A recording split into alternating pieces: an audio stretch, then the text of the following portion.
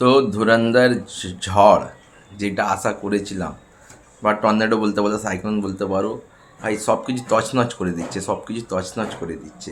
মানে মানুষের মধ্যে ধুরন্ধর টুকে নিয়ে যা ক্রেজ। কালকে দেখো প্রিমিয়ারে দুটো করে শো প্রত্যেক জায়গায় ওপেন হয়েছিল, বিকেল 5টা ও রাত 9টা।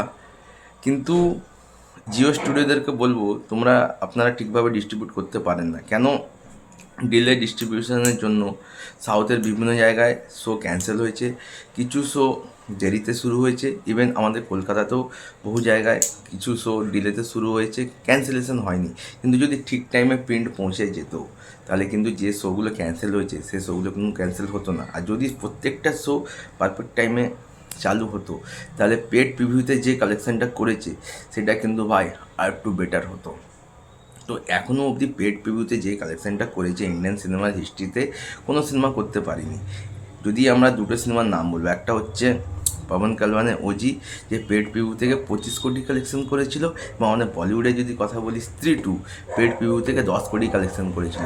কিন্তু ধুরন্ধর 2 পেড প্রিভিউয়ে যে নাম্বারটা আনছে ভাই, খতরনাক, খতম করে দিয়েছে, সমস্ত কিছু খতম করে দিয়েছে।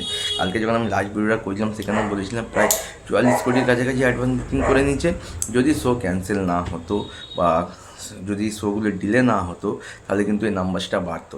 তো এখনও অবধি পেড প্রিভিউ যে কালেকশানটা আসছে সেটা নেট কালেকশন, বলছি নেট কালেকশন হচ্ছে 42 থেকে 43 কোটি। আর এই যদি আমরা গ্রস দেখি, গ্রস তাহলে হচ্ছে 52 কোটি। মানে পেড প্রিভিউ থেকে ধুরন্ধর 2 50 কোটি কালেকশন করে নিয়েছে। মানে বুঝতে পারছো কী ক্রেজ। আর যা রিভিউ এসছে অল ওভার ইন্ডিয়া থেকে, সাংঘাতিক সাংঘাতিক, মানে পুরো ব্লাস্ট রিভিউ এসছে। তো পেড প্রিভিউ থেকে ধুরন্ধর 2 50 কোটি গ্রস কালেকশন করছে। আপাতত ভিডিও এটুকুই। তোমাদের মতামত কমেন্ট করে জানাতে পারো। দেখা হচ্ছে একটা নতুন ভিডিও নিয়ে। টাটা।